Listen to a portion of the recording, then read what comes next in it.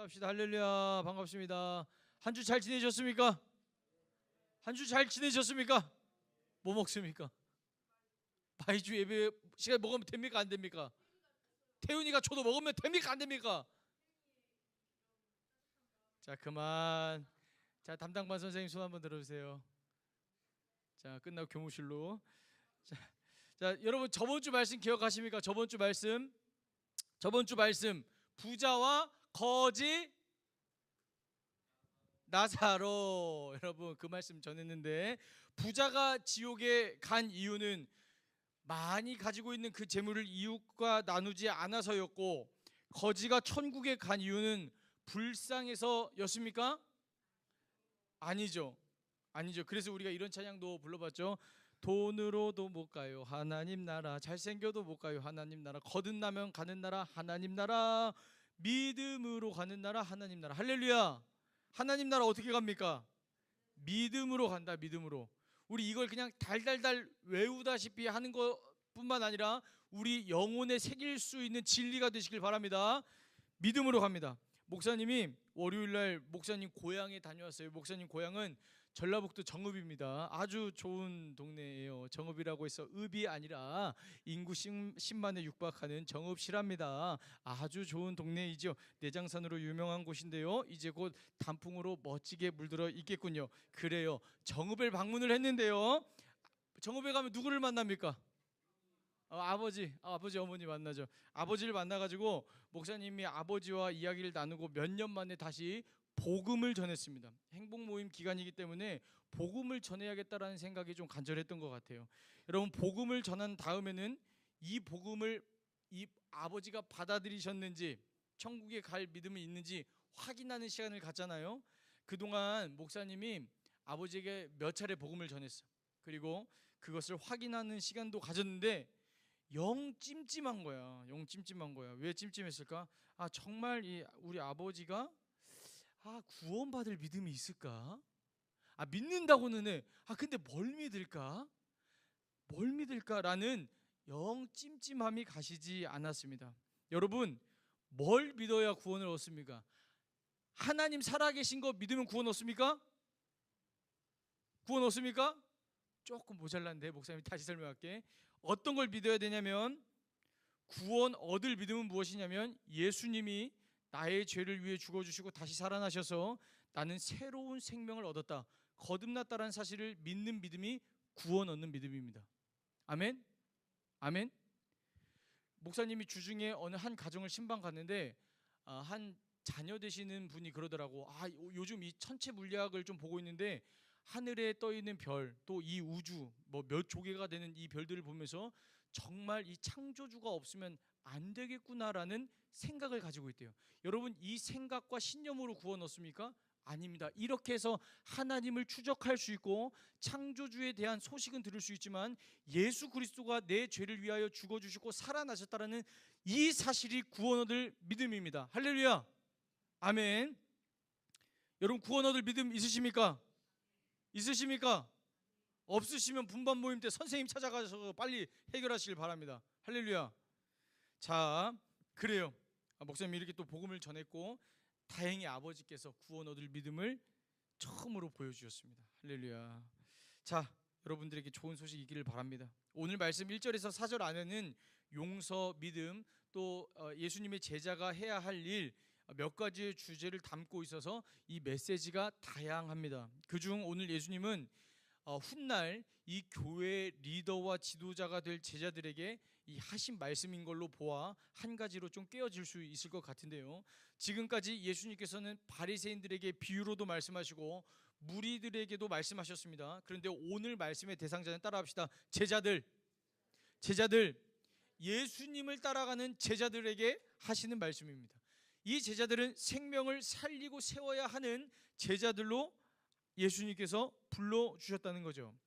여러분, 오늘 말씀은 교회 리더가 될, 지도자가 될 제자들의 모습에는 어떤 모습이 있어야 될지 예수님께서 말씀하시는 내용입니다. 1절과 2절의 말씀 함께 읽어보도록 하겠습니다. 시작.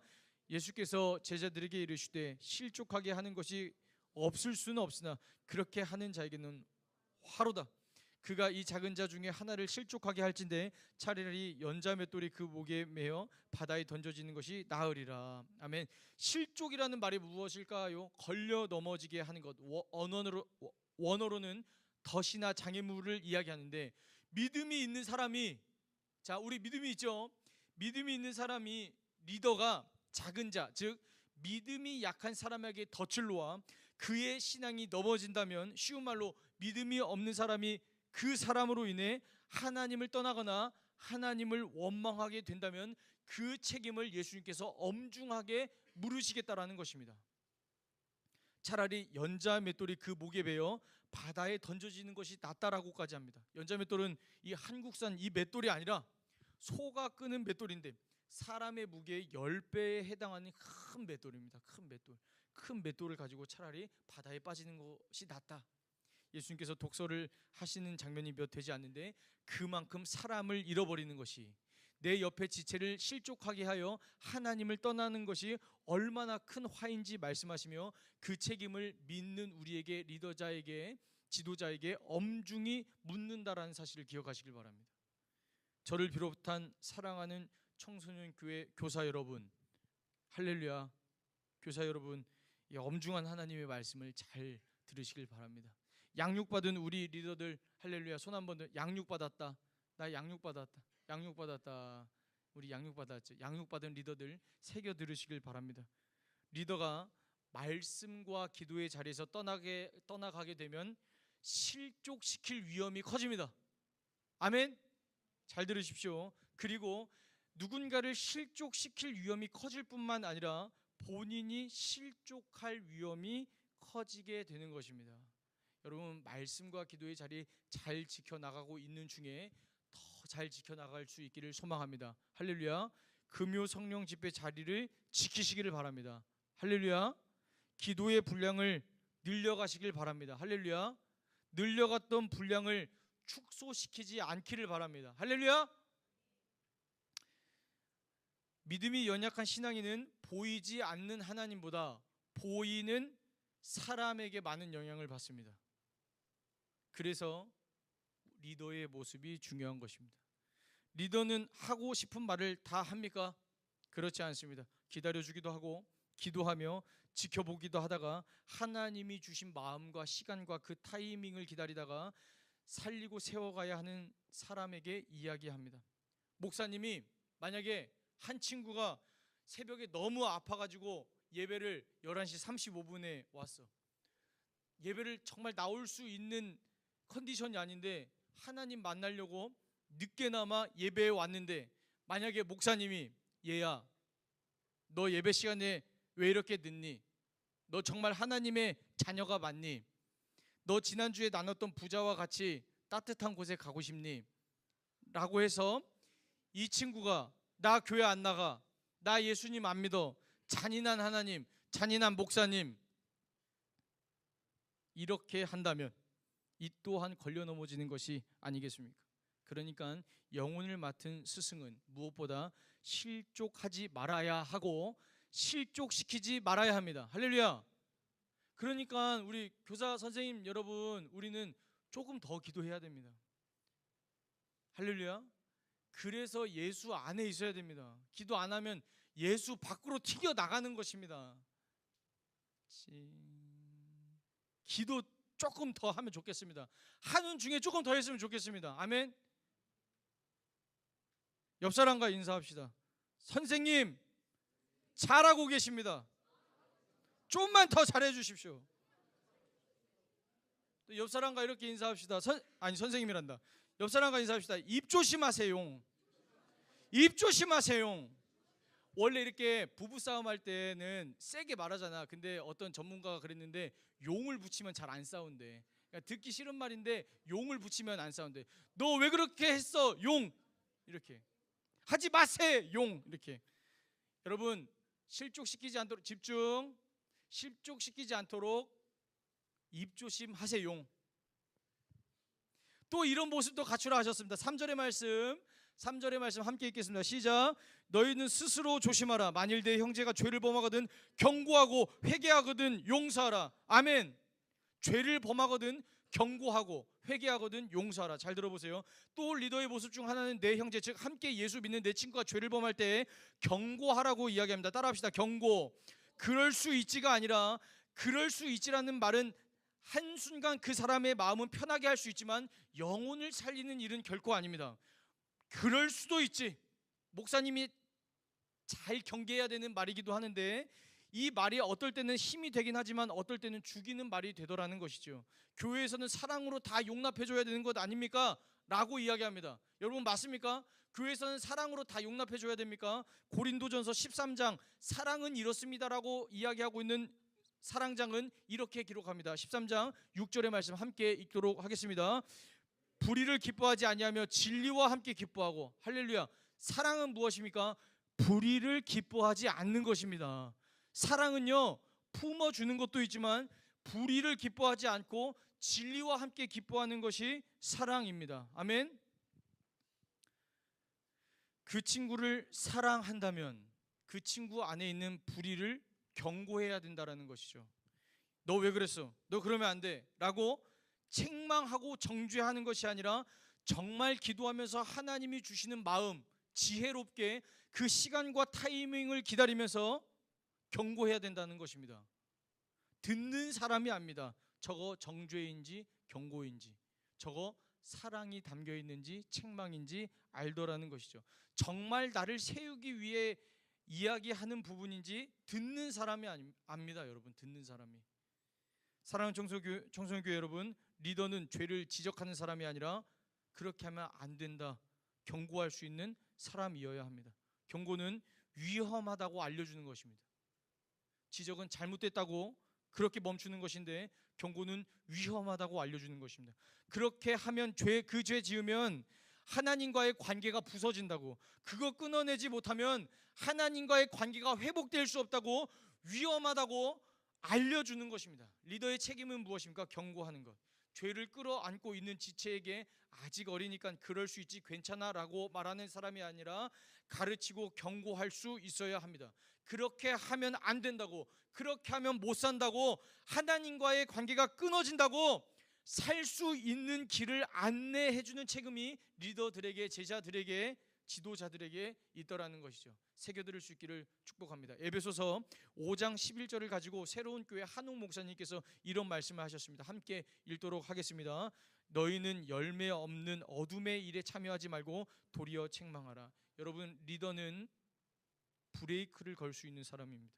어둠의 일에 참여하지 않고 책망할 수 있어야 되는 사람입니다.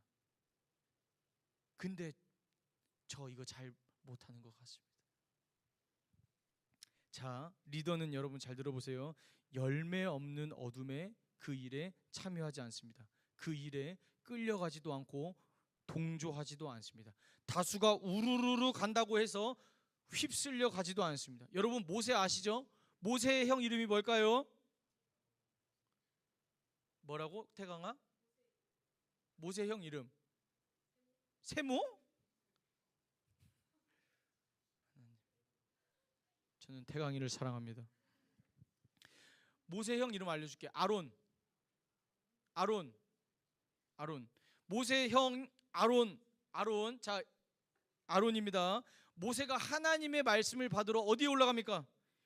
시내 산으로 올라갔습니다. 산 아래에는 모세 형과 백성들이 기다리고 있었습니다. 그런데 모세가 더디 내려옴을 보고 시내산으로부터 자꾸 내려오지 않는 것입니다. 그래서 백성들이 아래서 뭐라고 했냐면, 야, 모세 죽었나 보다, 하나님 어디 갔나 보다, 우리 하나님 기다릴 게 아니라 금송아지 만들어 보자 라고 이렇게 백성의 의견이 다수로 모여집니다. 이때 아론은 어떻게 했을까요? 군중의 의견에, 다수의 의견에 휩쓸려 그들의 죄를 경고하지 못하고 다수의 의견에 끌려가서 같이 금송아지 만들었습니다. 다수가 결정하니까 따라간 것입니다. 다수에 휩쓸려 가니까 끌려간 것입니다. 여러분 잘 들으세요. 다수의 의견이라고 옳은 게 아닙니다. 옳고 그름은 다수가 정하는 것이 아닙니다. 그러면 소수가 정합니까? 그것도 아닙니다. 옳고 그름은 하나님이 정하는 것입니다. 그러니까 이 교회 공동체는 다수결에 의해 정해지는 조직이 아니라 다수가 아니라고 해도 하나님의 의견에 따라가는 조직이 교회입니다, 여러분. 아멘.